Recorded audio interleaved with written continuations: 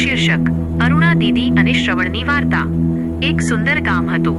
આ ગામમાં એક સરસ મજાની શાળા હતી, જેનું નામ સરસ્વતી શિશુ મંદિર હતું। આ શાળામાં નાના નાના બાળકો ભણવા આવતા હતા અને તેમને ભણાવતા હતા અરુણા દીદી। અરુણા દીદી ખૂબ જ પ્રેમાળ અને દયાળુ હતા।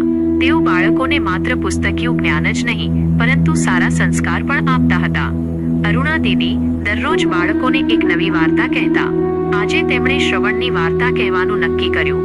બધા બાળકો ગોળ કુંડાળું કરીને બેસી ગયા। અરુણા દીદીએ વાર્તા શરૂ કરી। બાળકો, ઘણા વર્ષો પહેલાની વાત છે। એક શ્રવણ નામનો છોકરો હતો। તે પોતાના માતા પિતાનો ખૂબ જ આદર કરતો હતો। તેના માતા પિતા વૃદ્ધ અને અંધ હતા। તેમને તીર્થયાત્રા કરવાની ખૂબ ઈચ્છા હતી।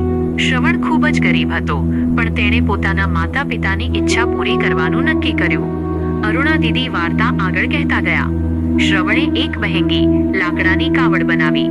તેના એક છેડે તેના પિતાને અને બીજા છેડે તેની માતાને બેસાડ્યા।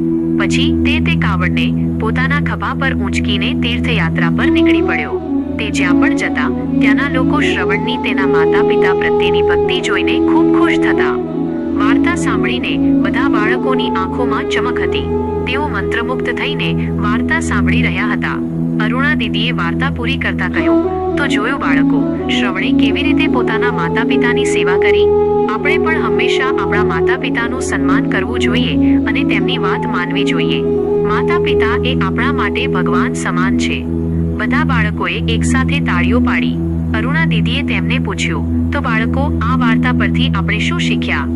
એક છોકરી ઊભી થઈને બોલી, અરુણા દીદી, આપણે આપણા માતા પિતાની સેવા કરવી જોઈએ। બીજો એક છોકરો બોલ્યો, આપણે હંમેશા વડીલોનું માન રાખવું જોઈએ। અરુણા દીદીએ હસીને બધાને શાબાશી આપી।